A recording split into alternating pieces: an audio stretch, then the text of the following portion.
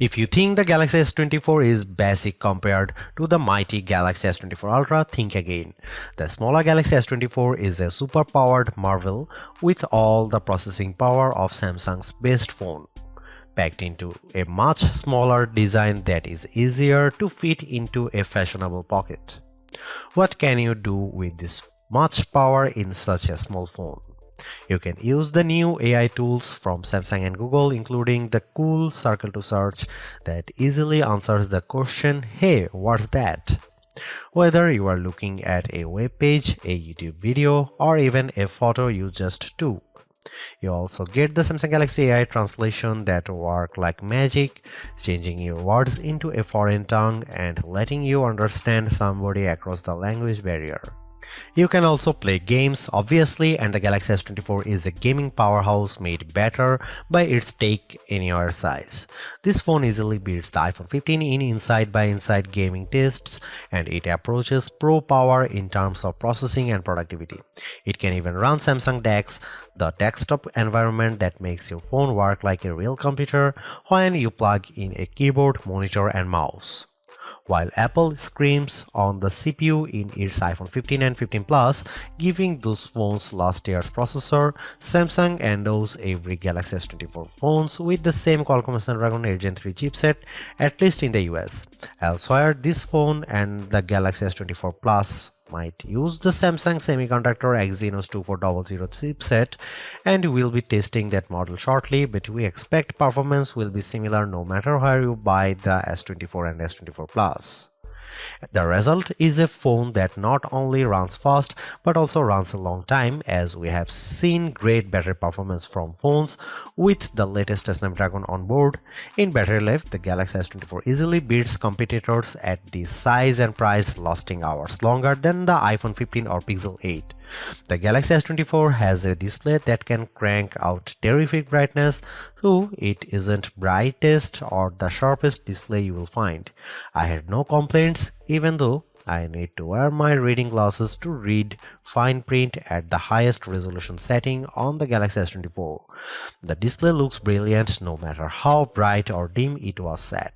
For cameras, the Galaxy S24 can't compete with the Galaxy S24 Ultra, a phone that costs $500 more in the US, but it has the specs and features to take on the latest Pixel, and iPhone 15 fans should be jealous of the real 3x zoom lens that the Galaxy offers. There is no optical zoom on the iPhone 15, and once again Samsung wins with versatility, if not pure image quality. Samsung needs to prune its features and simplify, especially if it wants to win over iPhone fans someday. The iPhone 15 doesn't make you dig through 3 layers of settings to find the coolest new features. It just works. Samsung needs to just work a lot more on its software, because the Galaxy gets harder to use every year. Soon it will be too far gone. If you want more battery life, more versatility, and some seriously powerful productivity features, the Samsung Galaxy S24 is the right choice. If you don't care about all the extras and just want a phone that nails the basics, there are simpler and more elegant options available from Apple and Google, but Samsung gives you a sense of the possibilities that are coming in the future. You just have to drag the phone out of the past to find it. The Samsung pendulum sways back and forth between copying Apple and striking out on its own. This year, the Galaxy S24 is much closer to the iPhone 15 design than it has been in many years, while the S24 Ultra looks just a bit more unique. It's the curve at the corners of the display that really bring home the similarity. The Galaxy S24, like an iPhone, is well-rounded at the corners, while the S24 Ultra is all right angles. This is not a terrible thing, it just isn't very unique. At least Samsung has some nice colors this year. My review unit came in the cobalt violet color, which is very pretty but a little sad, like the stormy purple Apple once used on its iPhone. More vibrant are the sandstone orange and amber yellow options. I wish they were a bit more saturated and prime, but they do look natural with a nice matte finish and texture to the back glass. The glass is unfortunately Gorilla Glass Victus 2, which was the best of the best last year, but now we have seen Gorilla Armor on the Galaxy S24 Ultra and it's hard to settle for less. My Galaxy S24 review unit already has a scratch on the back glass and I don't have a case for this phone yet. Gorilla Armor is more scratch resistant and Samsung has done a great job reducing reflections and glare, but only on the Ultra model. Samsung still does a great job keeping its phones thin and light. This is no Ultra, and if you want a phone you can use with one hand, the Galaxy S24 is a great option.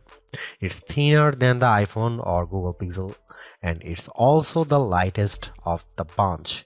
Usually, a lighter phone means less battery inside, but the Galaxy S24 beats all competitors for battery life, so it's not a concern.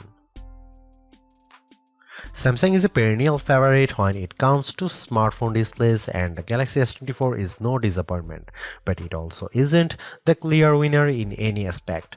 I enjoyed reading web pages, playing games, and editing photos on the smaller screen, and even small text was legible and sharp. The screen was also plenty bright, even in outdoor sunlight, taking photos with the camera. Samsung is not giving us the sharpest display with the Galaxy S24, and it's odd for the company to fall behind a bit. The Google Pixel 8 and iPhone 15 both have a higher pixel density, making them technically sharper, though you might not notice the difference. The Galaxy S24 can get brighter than both of those phones, but OnePlus is pulling some 4500 nit magic out of its hat with the similarly priced OnePlus 12, so Samsung isn't the resounding brightness winner. Overall, I had no complaints about the display unless I'm truly nitpicking. In our official lab tests, the Galaxy S24 had a wider color gamut than any competitor. Samsung is still sticky about Dolby Vision HDR support, which is what Netflix favors, but HDR10 Plus content look great and you can find that on every other major streamer. While I like carrying a smaller phone, the 6-inch display on the Galaxy S24 isn't quite big enough to hold all of Samsung's features. The H panel is turned on by default and it takes up so much room on the side of the phone that it was easy to swipe it open accidentally when I just wanted to use a back swipe gesture. The quick panel also became more complex, and this makes it harder to read and use on the smaller Galaxy S24 display than it was on larger Samsung screens. Overall, more software simplicity would help show off that screen instead of bogging it down with icons and menu clutter. The good news about software on the Galaxy S24 is that it can do just about everything the Galaxy S24 Ultra can do, short of using the S Pen. The bad news is that it can do everything the Galaxy S24 Ultra can do and no less. Every bit of complexity often designed for the largest smartphone display possible is still present in the Galaxy S24. It's a mess. The Galaxy S24 is super powered, there is no doubt. There are big software features like Samsung DeX, which gives you a Chromebook-like interface when you plug your phone into an external monitor. There are also fine, granular controls over everything from battery and power management to Wi-Fi and networking to screen response and menus too. Well, everything. There is no end to what you can do with the Galaxy S24 and it is easy to get very lost. Samsung needs to simplify. There are too many features that are impossible to find, like wireless power sharing, which should let me charge my earbuds by setting the case on top of my Galaxy S24. Unfortunately, I can't find the button to make this happen, not without a treasure map and a pickaxe. The software problems are starting to feel like laziness. In setting up my Galaxy S24, I was excited when my older Samsung phone found the new S24 quickly and offered to transfer all of my stuff. This process quickly failed without warning and I had to repeat it. After it failed the second time, I was asked on another screen to use Samsung Smart Switch, which somehow worked. Why not just start there? The first time I turned on the Galaxy S24, I needed to update a ton of apps in the Google Play Store and the updates failed, then disappeared. I opened the Galaxy App Store and found a slew of updates there as well, even though there was no notification. My Galaxy was suddenly downloading strange Samsung software, including a blockchain manager. I don't use anything blockchain at all. Then there are all the apps. There are too many apps from Samsung, too many apps from Google, and somehow even Microsoft gets its own folder. On a Samsung phone running a Google operating system? Good job, Microsoft. I hope it got what it paid for. All of this just feels lazy or cynical or both. It doesn't feel like Samsung has my best interest at heart from the moment I started using the Galaxy S24. It feels like the software is pushing me to do more, to buy more and use more. I just want simplicity. I just want it to work. Sure, the Galaxy S24 Ultra is our top camera phone, but that doesn't mean the Galaxy S24 is a slouch. Most of the great work Samsung has done improving its image processing carries through here. Photos I shot with the Galaxy S24 look better, more natural than photos taken with either the Galaxy S23 or my iPhone 15. You also get a real zoom lens with the Galaxy S24 and it helps a great deal. Having a real 3x zoom brings you closer to the field on the stage, even if the zoom lens is paired to a awfully small sensor that produces images with more noise and blur than I'd like. No matter, neither the Pixel 8 nor the iPhone 15 has optical zoom around back, and real zoom is always better than digital zoom, all things being equal. You might occasionally get better shots from the main camera on the iPhone 15 and the Google Pixel 8 does a better job with low light images, but the Samsung Galaxy S24 is much more versatile. I actually find Samsung's different camera modes like the food mode or the dual camera video recording mode to be fun and useful. My baked goods look detectable when I shoot them with the Galaxy, and the dual cameras video is great for reaction shots with my kiddo. Samsung also brings a bunch of AI tricks into the camera, both in the camera app and Samsung's image gallery. I wish there weren't two photo apps including Google Photos, but here we are. Unlike the Pixel, which gives you AI editing in Google Photos, Samsung keeps its Magic Editor software in the gallery. With Magic Editor, you can resize an object in your photo and move it around. You can erase the background entirely and replace it with something new. The phone will use AI to figure out what's happening in the foreground and match the new background appropriately. There is also a tool that adds more background to an image if you rotate it and end up with blank space. In practice, these are surprisingly useful. I like erasing spectators in the way when I am trying to see my kid on the field. The generative AI did a nice job without a heavy hand, and the results usually looked natural enough. I hope Samsung doesn't go too much further into creating fake imagery, but the Galaxy S24 will affix a watermark to images that have been edited using AI. Here you can see some camera samples.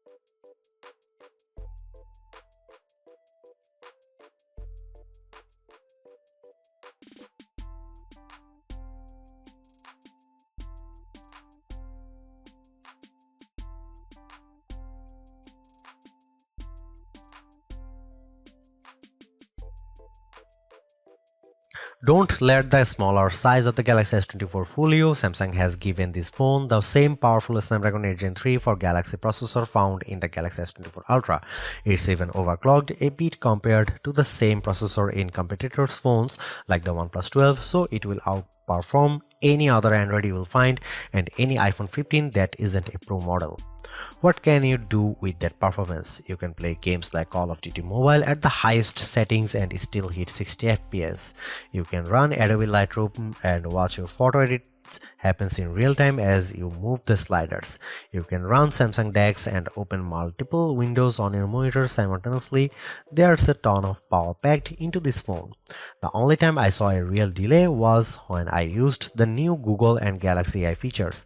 Holding down the home button to activate Google Circle to search took a few moments. In fact, I wasn't sure the feature was actually working at first because I wasn't patient enough waiting for it to start. Using Samsung's Galaxy AI features caused a similar delay. When I asked the keyboard to rewrite my text messages, there was a long pause. When I recorded a speech using the voice recorder, it could not transcribe on the fly like my Pixel 8 can, and there was a longer delay when I asked for a summary. It's too bad that Samsung has a performance leader that can beat a comparable iPhone, but the new AI features are the only thing that slows it down. It's unclear if this will get any faster with software updates, as the AI features are a mix of cloud services and on-device processing. There are bottlenecks with both. The Galaxy S24 Ultra technically outperformed the Galaxy S24, likely due to the extra RAM on board. The Galaxy S24 only ships with 8 GB of RAM installed, while the S24 Ultra comes with 12 GB. In practice, it was hard to see a differences unless I held the phones side by side, and then I noticed the Galaxy S24 Ultra finishing some tasks just a bit faster. The Galaxy S24 was still able to open multiple apps at once and handle gaming at the highest graphics levels, so I had no complaints about its performance. The Galaxy S24 has a battery that is only slightly larger than last year's Galaxy S23, but battery life has seen a significant improvement, giving me hours more active screen time and lasting a full day with little trouble. On a normal day of use, the Galaxy S24 lasted until bedtime with no trouble. On a day of heavy gaming and photography, I still lasted the evening with a quick top-up while I was making dinner. I wish the Galaxy S24 would charge faster, as things haven't improved since last year. I was able to get the battery to just over 50% in 30 minutes, just like with my iPhone 15. The Pixel 8 charges a bit faster, but cool phones like the OnePlus 12 can charge at extreme speeds and fill the battery completely in a half hour. There are plenty of adaptive modes to help you save battery life, but good luck finding them in Samsung's terrible settings menu. You can just trust that the phone will do a good job like I did, and occasionally turn on power saving from the quick settings panel, which will work nicely. Should you buy the Galaxy S24? You should buy the Galaxy S24 if you want a pocketable powerhouse phone. The Galaxy S24 is most powerful phone you will find at the size and this price. Samsung didn't skimp on its smaller models' power like Apple does. Many of Samsung's best Galaxy S24 features are made for work users, like Samsung DeX, which lets you run your phone as a full desktop computer to get real work done. Other phones in the price range don't give you the camera versatility of the Galaxy S24, which includes a real 3x optical zoom that outmatches the Pixel 8 and iPhone 15. Don't buy this Galaxy S24 if you want a phone that is simple to use. The Galaxy S24 is powerful and capable, but there is nothing simple about this phone. It is packed with features and many are turned by default, so there is a steep learning curve. All of your friends have an iPhone, then don't buy it. There are a lot of sharing features between iPhone users that make Apple's phone great, and it's worth considering if you don't want to be left out of the next name drop.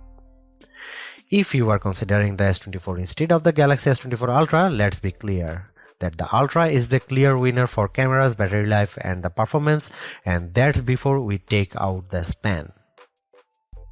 Even though the Galaxy S24 is the baby of the S24 lineup, it is still packed with power. If the larger sizes of the S24 Plus and S24 Ultra don't appeal to you, but you don't want to miss out on the latest and greatest that Samsung has to offer, then the S24 is still a good buy. Galaxy AI is one of the big selling points of the entire lineup, and though I wouldn't quite say it's the reason to upgrade, some of the AI features do come in handy. I am mostly referring to circle to search and the generative photo editing tools, but the live translate and interpreter features will also be handy in a specific situation. And while the camera hardware hasn't changed, the software behind the image processing has definitely been fine-tuned. It's better now, in my opinion, with less burned into your retinas, vividness, and more realistic hues. There is also a lot to like about the new Snapdragon 8 Gen 3 for Galaxy chip, especially power efficiency. Even though the S24 only has a 4000 mAh cell, it has great battery life, all things considered. Plus, the performance with Android 14 and One UI 6.1 is fast, snappy, and responsive enough for pretty much anything you throw at it. If you are due for an upgrade this year, the Galaxy S24 is a good phone on your shopping list. It's not a must-have upgrade if you already have a Galaxy S23, but if you are upgrading from an older model, there is a lot to like here. Thanks for watching, see you in the next one.